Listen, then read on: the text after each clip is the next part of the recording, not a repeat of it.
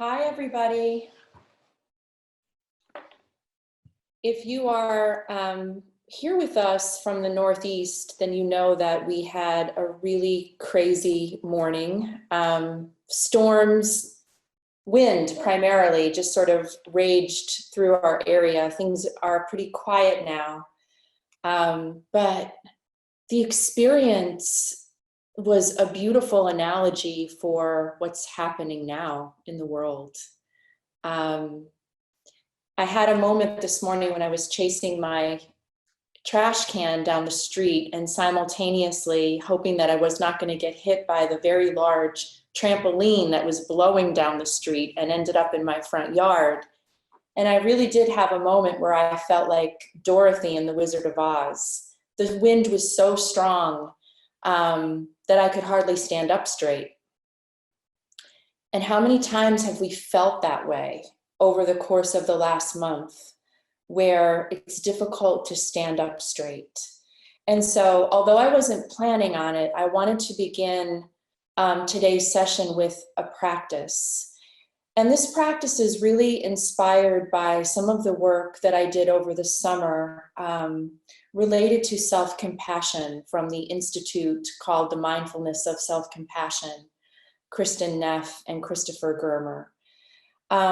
The primary question that I had this morning after all of that was, what really soothes and settled us? And I had a memory of my father's mother, my grandmother, who was famous for taking the hands of her grandchildren, and she would just very rhythmically tap her hand on the top of ours. It was kind of like this very light, very nurturing patting. She would just pat our hand. And I used to love to sit next to her in church, because as she would do that, I would get lulled into a very deep meditative state. That was probably my first taste of meditation, as I'm just sort of doing it now and remembering that experience. So what soothes us?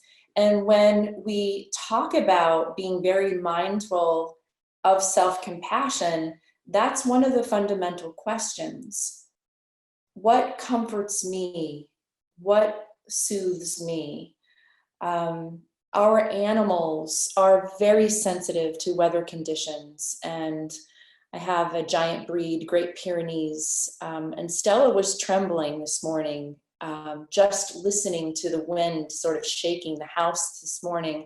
And I found myself touching her in much the same way, just a very, very rhythmic fashion, paired with words of comfort like, there, everything is going to be okay, that kind of message. And so in the practice that I want to open up with today, we're going to experience something called affectionate breathing and comforting touch. And I want to kind of explain the affectionate breathing practice before I start it. There are a lot of different ways to do this, but I want to share with you my favorite way. So as we come into the breathing, we're going to actually use our imagination to imagine that the inhalation is actually coming up the spine. The exhalation is coming over the top of the head and cascading down the front of the body. So it's this inhalation, the air is coming up through the back of the spine, over the crown of the head, and just kind of cascading over the front of the body. So the air is coming up, and you just sort of use your imagination, and then it's cascading over the front of the body. So there's this rhythm that lulls us and comforts and soothes. And at the same time, when we use the word affectionate, can be experienced as something that's deeply affectionate. Sort of like, what can I give to myself now that's going to be very soothing and comforting? And again, the reason I'm leading in with this practice today is because this is what I ended up doing today to sort of ground myself after being out in the street. The question was, what do I need to do now to ground, given the prevalence of all of this wind really, really strong wind. So that's going to be the breathing practice. Then we're going to actually use our hands. For a moment, we'll be placing the hands over the heart. We're actually going to very just gently have the experience of taking your own hand and just caressing your cheek. We're going to have the experience of either patting the top of our hand, or you can move in a circular motion, just soothing touch. And finally, we're going to end by just noticing the weight of our hands resting against the thighs. So I want to give you sort of a multi-sensory experience, and all of these practices again are borrowed from mindfulness of self-compassion, and they're really ways that you can tap into whenever you're feeling like you really need to self-soothe.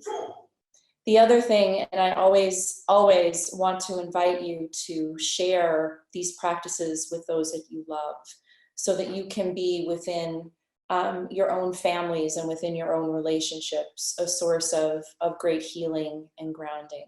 So let's begin. I want you to come into a comfortable seated position, or if you feel like you want to, please, I welcome you to lie down to experience this. If you are seated, my recommendation and invitation is to bring your feet hip width apart so that you're not crossing off or closing off any of the energy. And I want to invite you to close your eyes.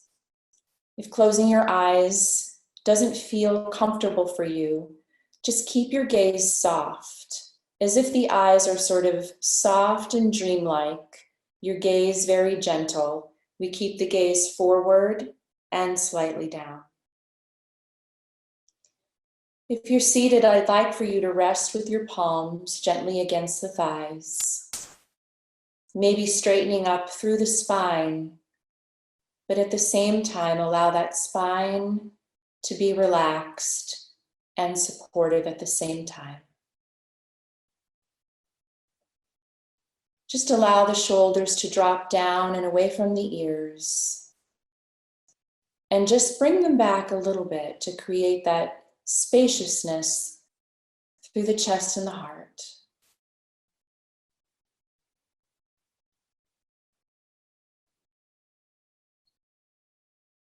And gently guide your awareness to your breath for just a few moments, just as the breath is.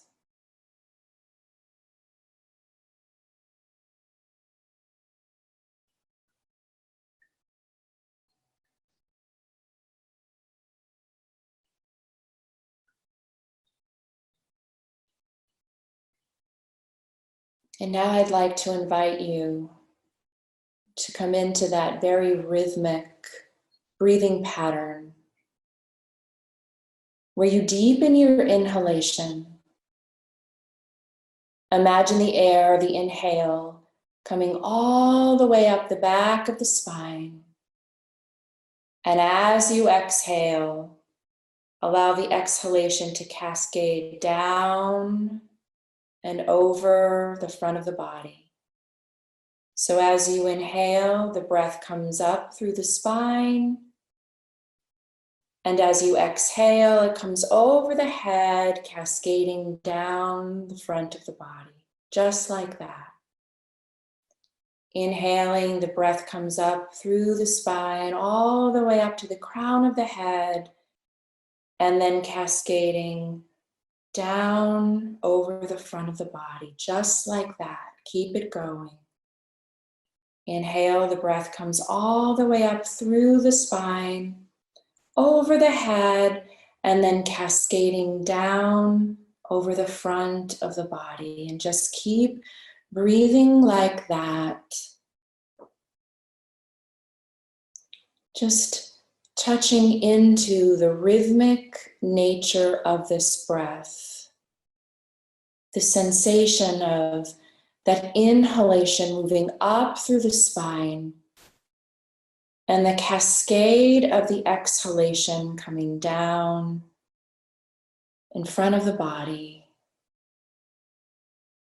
However that rhythm feels for you, there is a smoothness, or can be a smoothness, to this breathing.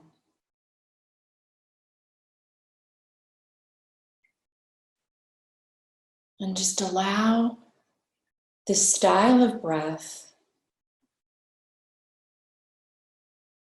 to feel really protective right now. Soothing, calming,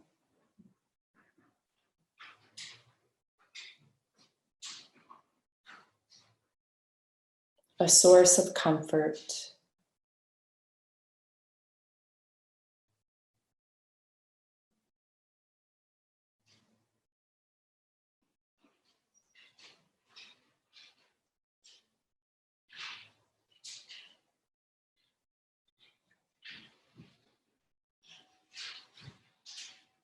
Affectionate breathing,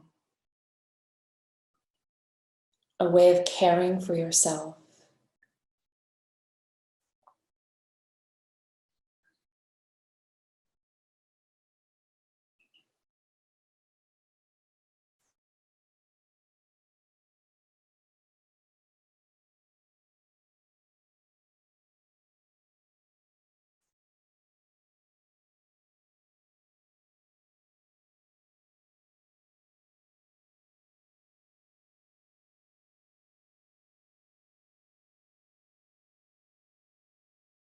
Ever so gently now releasing from that style of breath as you just allow the breath to be very natural.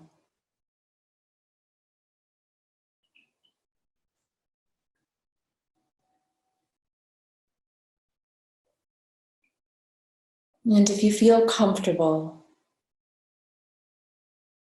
gently take your right hand over the heart, left hand over the right, allowing a little bit of pressure here.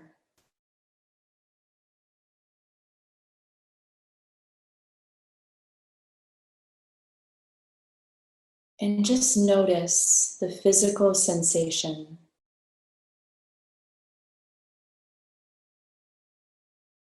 of your hands on your skin.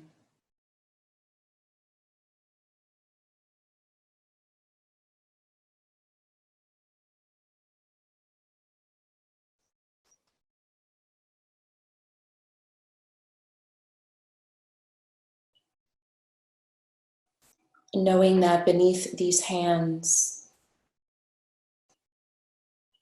is the beating of your physical heart, which keeps you vital and alive.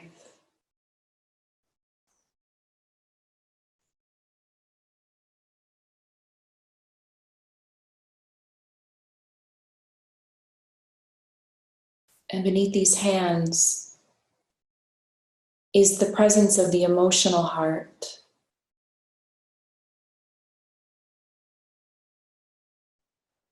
Such a vast, vast space.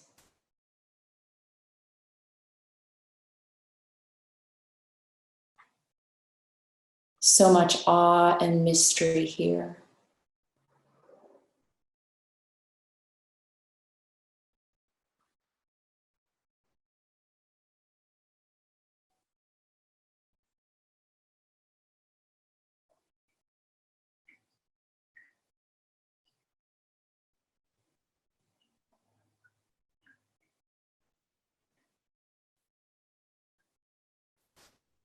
Noticing how perhaps this gesture, hands against the heart, might feel soothing, grounding, comforting.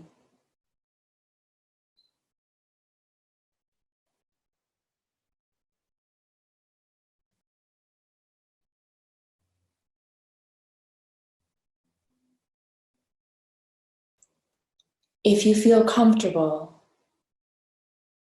allow the hands to drop away from the heart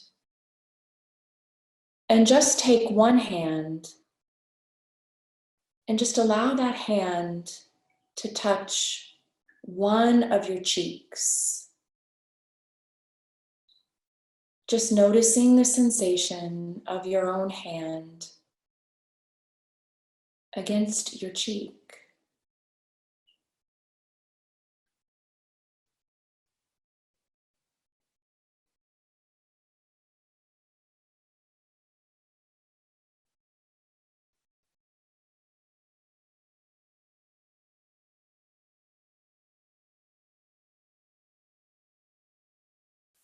And now taking that hand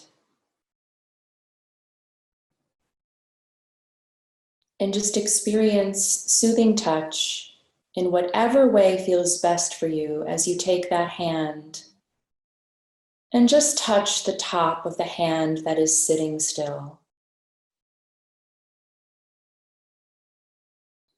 Maybe just rubbing back and forth or in a circular motion or in that rhythmic patting motion that I talked about when we began.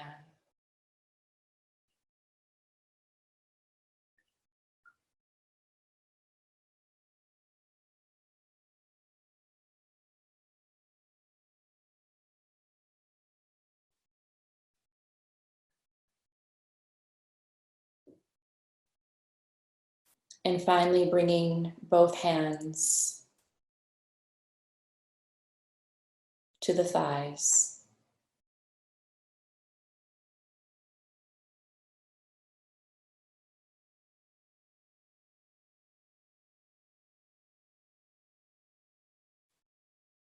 And just really feel the weight of your own hands against your thighs.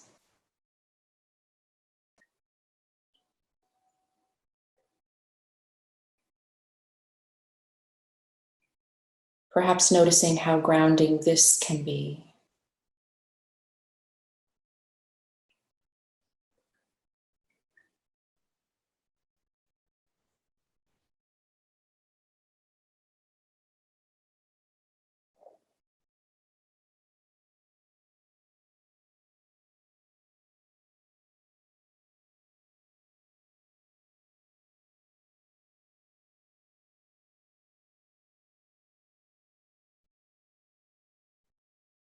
The weight of the hands on the thighs. The sensation of softly touching the top hand with your other. The sensation of the hand on the cheek. Hands over the heart. Affectionate breath.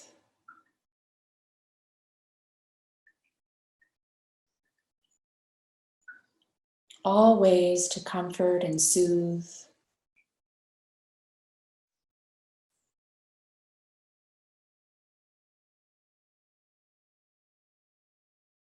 All ways to create a sense of friendliness and kindness and compassion toward yourselves.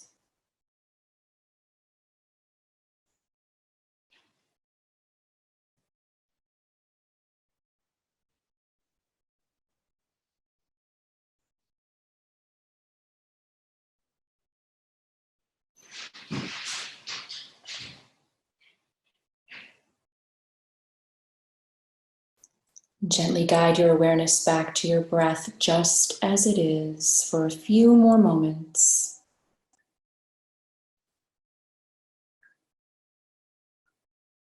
And whenever you're ready, but only when you're ready, open your eyes.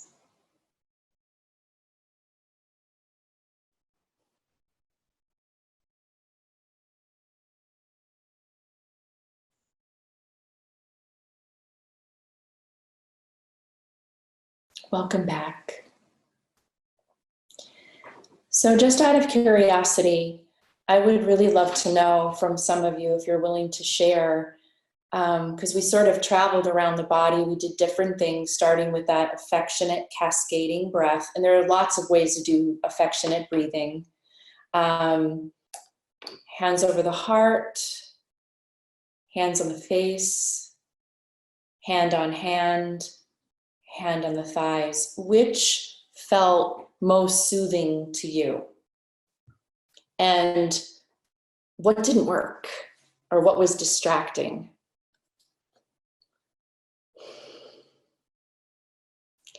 Don't make me call on you. You can unmute yourself if you want to participate. Hi. Hello. So for me, I laid down. Yeah. And I normally don't, but I'm just feeling a little tired with the weather. So it took effort to reach my hand. Yeah. To the heart.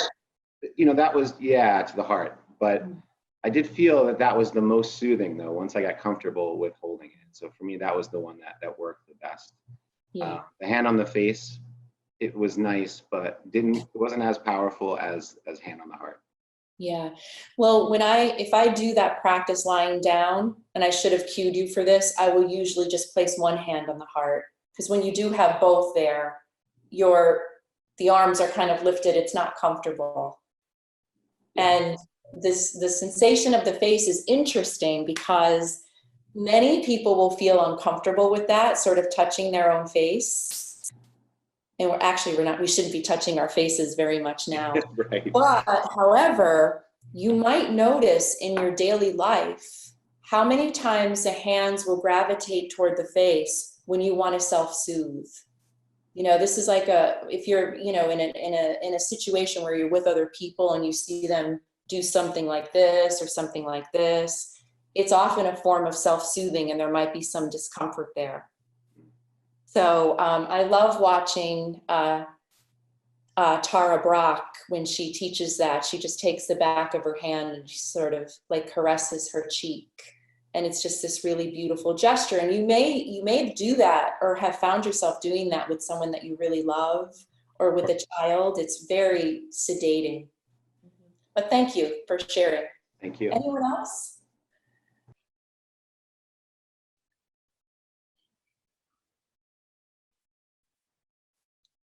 Anyone else?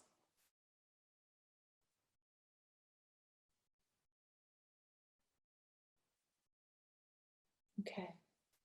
Well, I invite you to, we'll do a longer session on self-compassion down the road, but I just felt like today's storms really called for that practice. And as in most of the things that we teach, we want you to be able to take these tools with you into any situation so that you don't have to be in a formal guided meditation, for example, in order to practice any of those things. I think I mentioned this here before or somewhere else, or I've mentioned it many different times. I don't have any problem whatsoever being in public or being in a setting. And when I know that I need to ground myself, or I know that I need to have a moment of self-soothing, I will, without hesitance, bring my hands to my heart. This is a really, really powerful place. And I also may have mentioned in here that one of the reasons that it has such a powerful impact is because in terms of, just our very, very strong survivalistic instinct, you'll often notice that when we hear bad news or when something really difficult has happened, many of us will naturally oh my, we'll bring our hands here.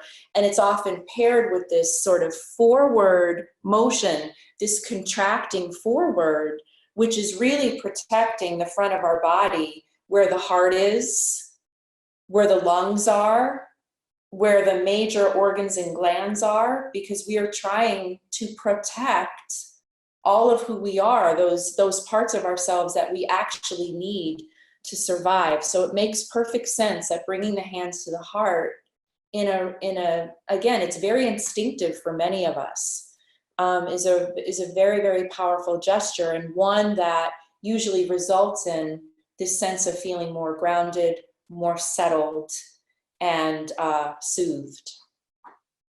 Okay. So that said, let me bring up the slides because I want to go back into, I want to really finish up this segment on the really important role that relational resilience plays in personal resilience.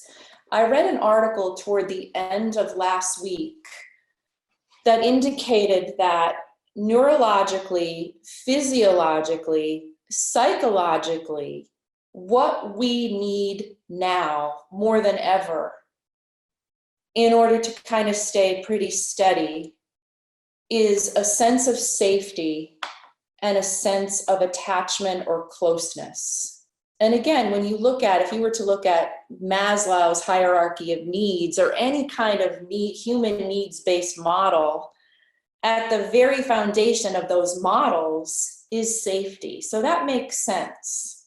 I want to feel safe and I want to feel close because I know at some level that whatever it is that we are all facing, we need each other. And also, as often as possible, to maintain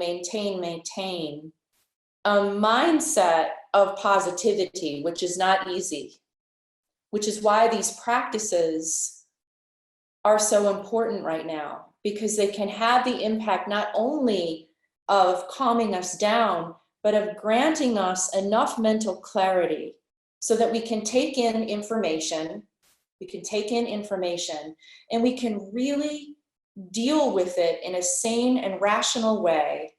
And we can trust that the decisions that we're making are not decisions that are rooted in fear or rooted in panic and anxiety. Because when we start to behave out of panic and anxiety, then we're doing things like buying excessive amounts of toilet paper, etc. Okay, so I want you to keep this in the forefront of your mind, especially when you're thinking about what do those around me most need right now. This is especially true of our children, preteens, and teens. Honestly, they seem to be doing great. Most people are reporting, my kids are doing great. And it's the grown-ups in the room that are freaking out. But are they really doing great? We have to ask ourselves that question. Are they really doing great? Perhaps the reality of what's happening hasn't even really hit them yet. Perhaps they are having their own form of emotional and mental collapse outside of our vision. And so how do we do what I did for Stella this morning, my dog, which is provide a sense of safety for her as the trampoline is blowing down the street, that I provide a sense of safety and a sense of closeness. And again, I always bring in the intrapersonal stuff here too. How do I provide that for myself to the degree that I can? The sense of safety and the sense of attachment or closeness. This is why I've spent so much time focusing on our relationships, because again, they are often what goes on the back burner during really stressful times. And this is a really stressful time. So we need them now more than ever. And we really, really do need them to be strong and solid. This is something else that I wanted to share with you that I was reminded of since I last saw you. And this is, did I talk about this last time, the magic ratio? This comes from the Gottman Institute, and it should be clear now that I'm a very big fan of the Gottmans and the work that they do on really not only creating strong relationships, but how you sustain them. And if you remember last time and the time before, I talked about 5 different relational dynamics, or 4 actually, that are very, very erosive and destructive to relationships. They're styles of expression. If you remember, criticism, defensiveness, contempt, and stonewalling. And the Gottmans refer to these styles as the 4 deadly horsemen of the apocalypse. So they're known for a lot of things. The 4 deadly horsemen is one of the things they're very, very well known for. They're also known for There are studies on appreciation as part of the way that we interact with each other in our relationships. And part of that appreciation factors into what they have discovered to be the magic ratio. And this has everything to do with the way in which we interact with each other. And their studies, they can fairly positively predict whether or not a couple will stay together or divorce based on the prevalence of the four horsemen in the dynamic, but also based on this ratio. And their studies have indicated that for every negative interaction, in order to diminish or even erase the impact of that negative interaction, there must be 5 positive interactions. So the magic ratio is 5 to 1. They use the word swipe. For every swipe that I take at you, verbally, non-verbally, for every swipe, for every negative interaction, there needs to be 5 positive interactions. So if you think about this, it's rather profound, because then we have to start thinking about, when I interact with you, how mindful am I of the quality of that interaction? Was it positive or negative? Was it in any way fueled by, affected by the dynamic of criticism, defensiveness, contempt, stonewalling? Every time I stonewall with you, one time, I need 5 positives to eradicate the negativity of that one interaction. Every time I'm highly critical, 5 positives. Okay, so it's pretty profound. So we really have to start thinking about what it was the quality of that exchange like that we had this morning over breakfast, and how am I going to make up for that, or how am I going to heal the impact of that? We have to think about it in terms of almost investing. We invest in our relationship much like I might put money into a bank account. Investing, putting in. Are we depleted? Have we been behaving so negatively with each other that we have depleted the account? So 5 to 1. Mindful, be mindful of that, and ask about what is the quality of interaction and where does it fall, positive, negative, neutral. I introduced the notion of confirmation last time, and I said that if everything fell apart and there was only one thing that you could take with you, it would be this slide, because the message of confirmation is so powerful. And when it's a very powerful antidote to the four horsemen. It's a very powerful antidote, or it's a very powerful way to provide the positive to help diminish the impact of the negative. And if you remember, the message of confirmation is, I see you, I hear you, I acknowledge you. What you say, think, and feel matters to me and has value. I don't have to agree with you, but you matter. And we really broke that down. Like, what does that look like?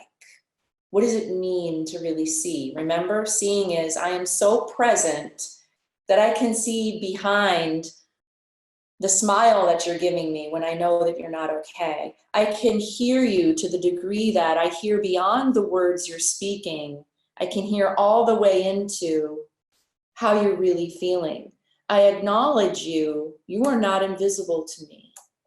So I want to just remind you that communicating from a place of confirmation is one of the ways in which you can make sure that your interactions are positive. You know, we often ask ourselves, well, what is the nature of a positive interaction? The nature of a positive interaction is every time I can communicate with you in such a way that you feel seen, that you feel heard, that you feel acknowledged. that you feel that what you say, think, and feel matters. Whether you're 4 years old, 44, or 84, it doesn't matter. We need this. And this is what most of us truly want in our relationships with others. And when I am calm and settled enough within myself and present enough, when I can give that to another person or give this to another person or to my family, it actually feeds and nourishes me. I like coming from a place of confirmation. I do not like communicating from a place of fear. You'll probably notice that when you've had times where you were communicating from this place, I see you, I hear you, I acknowledge you. It was like an infusion for you, not just for the person you were communicating with. It's an infusion for you. It makes you feel better. Just like when I'm communicating from a place of fear or criticism, when I'm communicating from that place of defensiveness and contempt, that drains me, that depletes me. So remember the message of confirmation.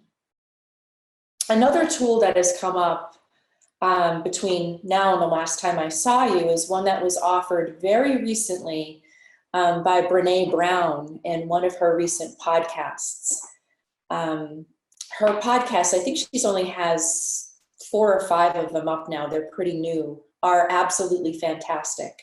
But one of her latest podcasts is one in which she talks about how it is that she and her family are navigating all the stress and uncertainty related to what's going on here. And she said a long time ago, she and her husband created this mode of talking with each other that they call the family gap. And we might think of this as a relationship or family gap. And what they do is they kind of assess themselves from the perspective of 100%.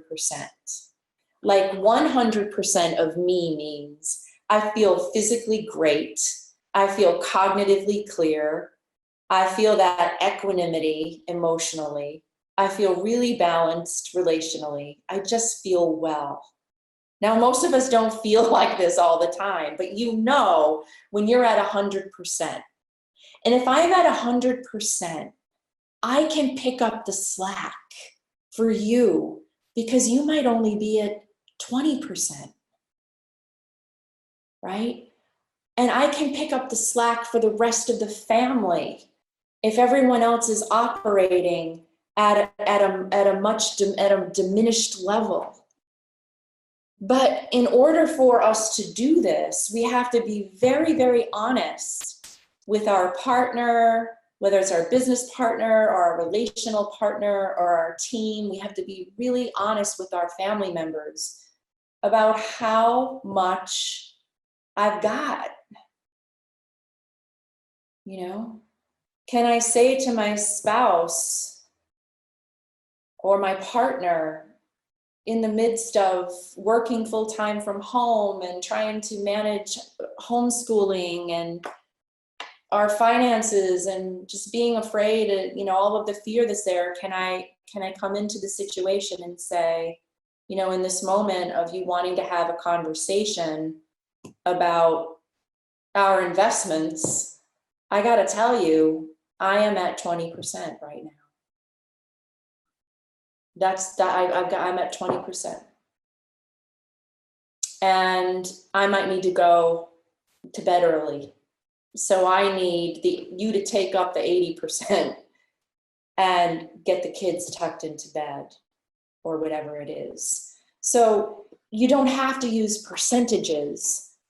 Really what's important here is, number one, how aware am I of where I'm at? How aware am I of where I'm at physically, emotionally, cognitively? All the things, stress and overwhelm, robs us of our physical vitality, our cognitive clarity, our emotional balance. But it really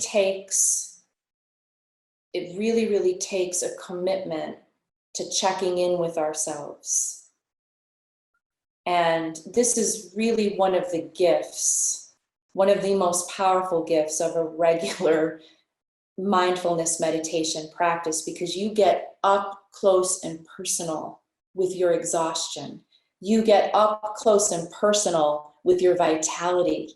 You get up close and personal with those moments when your mind is like a speeding train, or the image that often appears for me is my mind right now feels like I am a crazy woman running through the streets with her hair on fire, right? I've done this long enough to know that I can identify when I'm not quite 100%, not even near 100%. So most of us are just kind of stumbling along right now. It's hard to be at 100%, but wow, it is of such value to be able to say, for a mother or a father to say to a child, I need to tell you right now that, mommy is not 100% right now. And I want to know where you're at, or use a scale from 1 to 10 or whatever it is, but start talking about how much you have, how depleted you are, what you're really and truly and honestly willing to and able to step up and into as you're managing all of this. But you can't communicate that unless you yourself know first.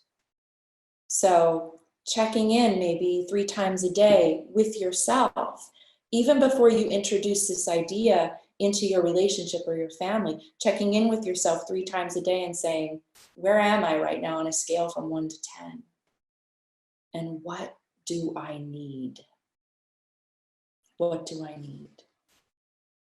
So you think about this as, how do we fill the gap when there's depletion? How do I fill the gap within me? How do I fill the gap when you and I are in a intimate relationship? How do we fill the gap as parents in our parenting? How do we fill the gap as a family? Other ideas you might remember from last time. When we talk about resiliency in relationship, our three questions are, how do we tend to what we have here? How do we prioritize it? And how do we protect it? Or the questions can be, are we tending to, are we prioritizing, are we protecting? So I wanted to share some strategies. I want today to be really practical, and I wanted to share some strategies that you can use, again, inside of your partnership, couple partnership, or even inside of your families. Number 1, the high-low hope. And these are all ways of cultivating mindfulness in your relationships. This is a really great thing to do at the end of a day. For example, if you gather together with your family at the end of the day and there are children involved, going around the table, what was your high? What was your low? And what's your hope for tomorrow? And there are different ways that you can do this, but this is the way that I used to do this with my kids when they were little, and even until they were preteens, and they loved it. We did it every night at dinner. What's your high? What's your low? What's your hope for the next day? You don't have to have children to do this. You can do this with whomever you're with. And many of us, myself included, are living alone through this. So I can do high, low hope with those people, those individuals in my life that I'm in contact with every day through phone or through Zoom, my sources of support. Another great strategy, and this is something that I used to refer to in our home as Milk and Cookie Wednesdays. This is a great strategy for kids. And here was the idea behind Milk and Cookie Wednesdays. Every Wednesday after school, I'd pick the kids up, and they knew we were going immediately to the Milk and Cookie Wednesday session. and we would sit around the table. They could have whatever they wanted to drink, whatever they wanted to eat that they loved. And the idea was, we are here at the table. You get to put it out on the table. It doesn't matter what it is. This is a safe place. Everything is on the table during Milk and Cookie Wednesdays. So when they were really little, you know, it went from, well, so-and-so didn't talk to me on the playground, or I'm afraid to try out for the school play. As I got older, it became, you know, questions about, you know, sex and, you know, all kinds of things that they were curious about. But the idea was, it doesn't matter what it is. Everything is allowed onto the table. And ideally, we would love for our lives and our families and relationships to always be that way. Like, you can put anything on the table, but you often have to invite. You have to invite having those kinds of conversations. So how do I create an atmosphere where we can together gather as a family on a regular basis and know that during that time, we get to put whatever it is on the table, the good, the bad, the ugly. There won't be judgment. There will not be punishment. It's dialogue. It's dialogue while they're eating or drinking the things that they most love. Again, you can do a version of this in any relationship, in an adult relationship. What I call the daily chocolate check-in. This is really great for, especially for couples who are working together, you know, throughout the day at home. And this is a really, really different way of being together.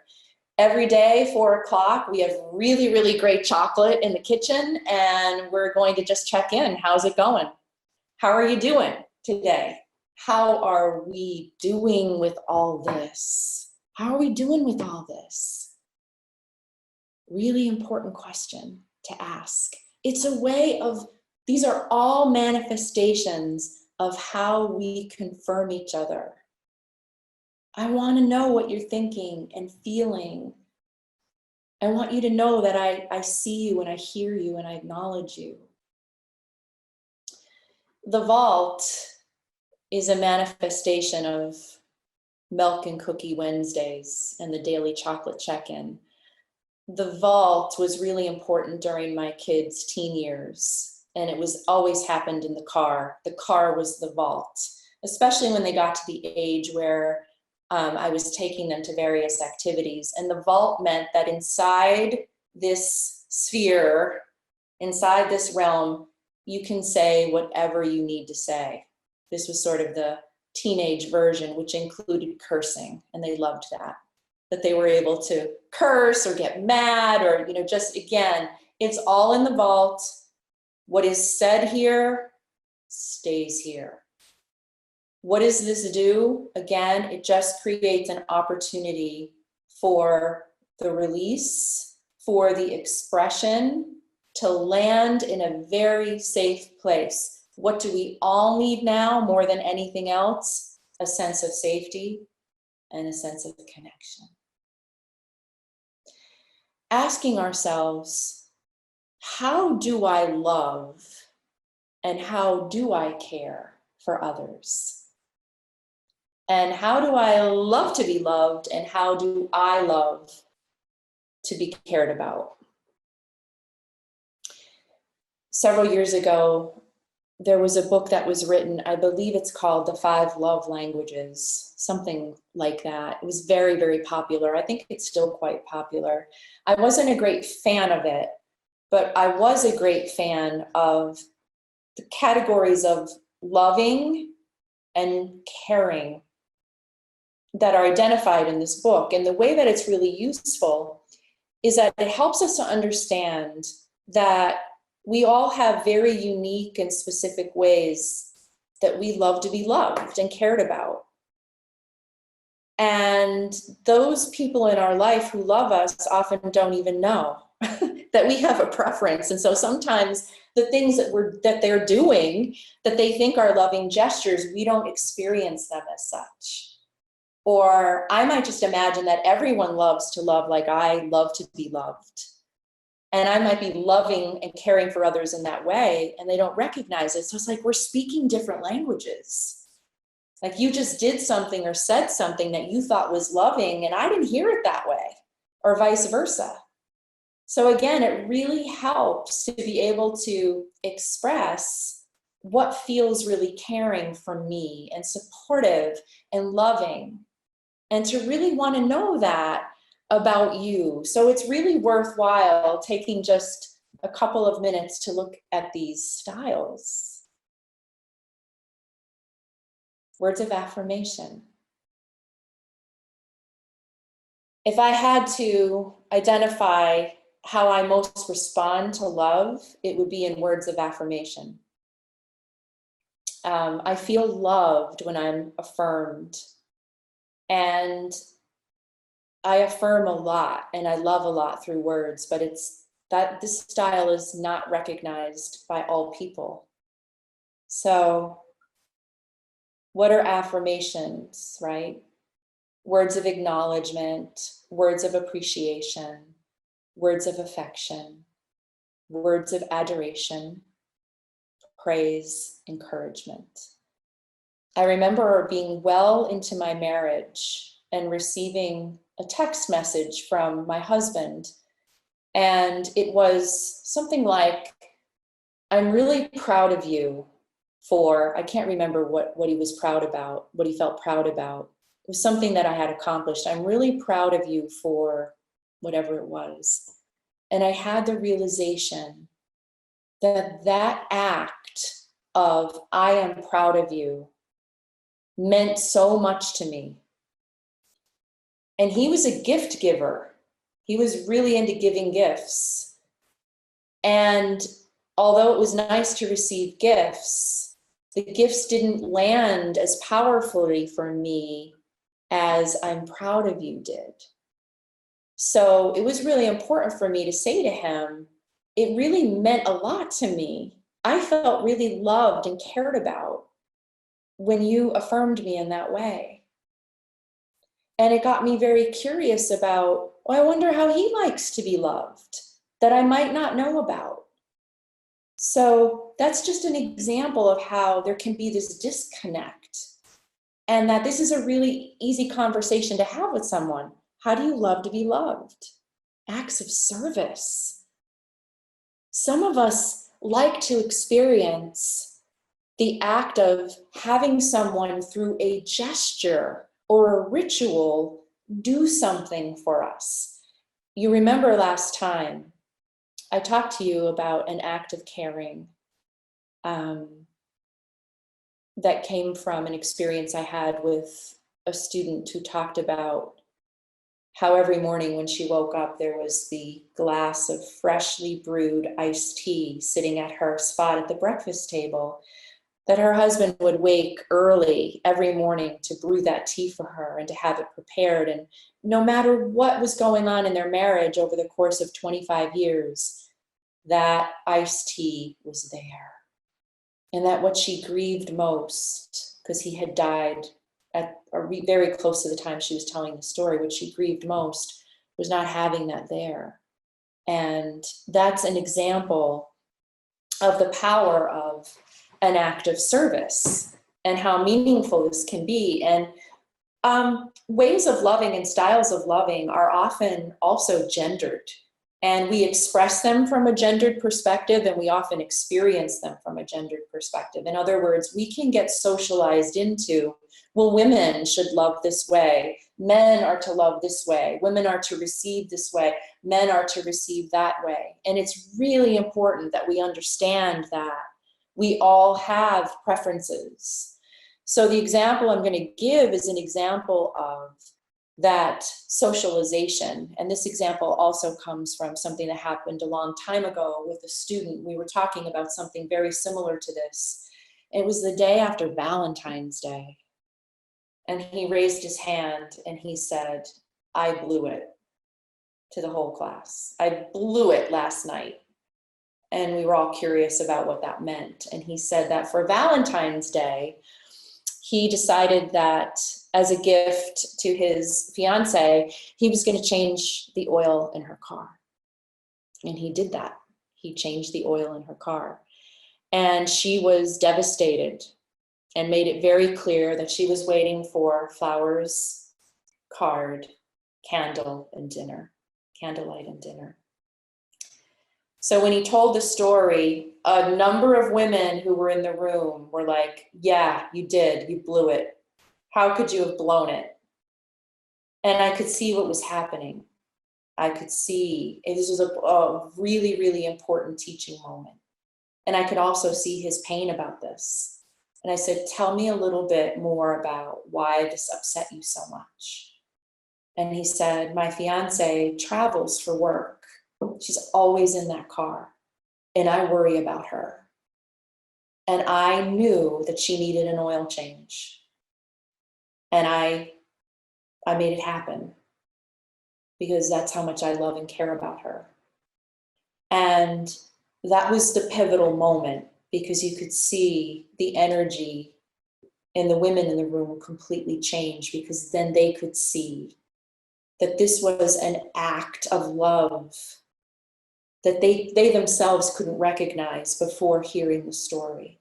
And so it created this beautiful teaching moment where we could talk about how we love, why we love that way, how we care, why we care that way, how we love to be loved, and just really start to interrogate and kind of think about, well, where did that come from? Why do I love being loved in that way? Why is it my natural inclination to serve, to do as a way of loving? You know, is it an inclination of my own choosing? You know, maybe I grew up learning that to love is to serve, and I'd rather write poetry and offer words of affirmation. So making sure that we really can own how we love and how we love to be loved, and how we perceive and understand a loving gesture.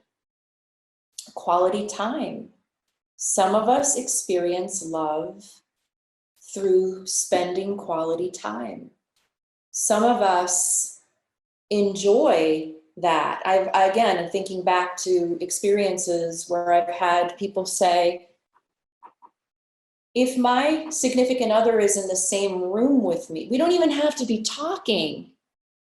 It's just the fact that he or she is in the room and we're experiencing a quality, not a quantity, but a quality of time together that can really matter and can really make me feel loved. Many children, preteens and teens, want quality time. I'm going to end today's session with this final story related to quality time, and then I'll put us on a cliffhanger so we can learn about the other two styles on Wednesday. Not very long ago, I was teaching social and emotional intelligence at a local school district. And I was working with a group of 6th graders. And we were talking about their relationships with their parents and what they value most about those relationships. And it shouldn't surprise any of us to know that what they valued most was quality time. And that what frustrated them most was their parents' distraction, mostly being distracted by their devices or their ability to be accessible to the workplace, to be accessible while they were home. So one child raised his hand and said, basically he was saying, I'm going to share a strategy that I use to get my mom to lift her head up out of her phone or her laptop, to get her to pay attention. And he said, after saying mom about 3 or 4 times, I start yelling the word, Carol, Carol, hey, Carol. Carol is his mother's first name. And he said, when I call my mother Carol, she you know, she comes right up into attention and comes into present moment, but that's the length that this child has to get to in order to get his mother's attention. And I'll never forget, I mean, out of the mouths of babes, these sixth graders were so revealing in terms of what they most want, a sense of safety and a sense of connection. You know, and another student, actually a little boy, said, I'm going to go home and tell my parents that what I most want is just to have the whole family in the backyard kicking around a ball. That's all. I just want to kick around the ball with my family. So quality time can make an enormous difference as an expression of loving and as a way of being loved. I want to leave you with a final question, and this is something that I thought about before I came on to today's class. It's a very provocative question, but it's one that I'd like you to carry with you between now and our next session. And the question is this. I'd like for you to close your eyes and just take this in. What is here now if there is no problem to solve? What is here now if there is no problem to solve? If there is nothing to change or fix or manage?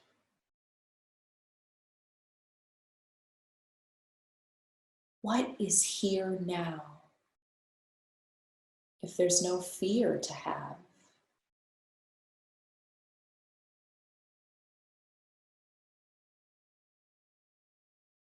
What is here now if there is no problem to solve?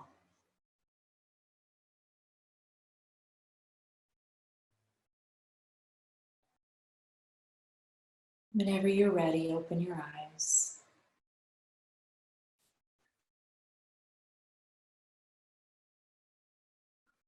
I invite you to use that question as a contemplation over the course of the next few days, even if you sit with it for 3 to 5 minutes in meditation. What is here now when there is no problem to solve?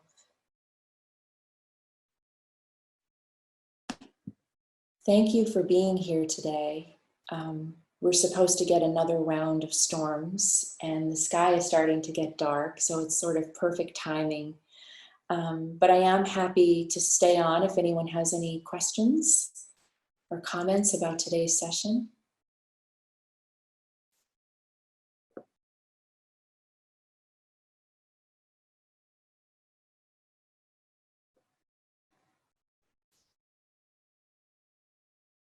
Okay.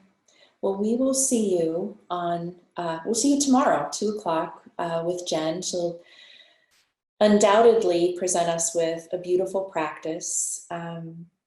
Also this evening, 7 p.m., Jen will be teaching on Facebook Live, a beautiful yin yoga class as always, paired with a meditation in compassion, which will really connect in a beautiful way to today's content. So I will see you Wednesday. Take good care.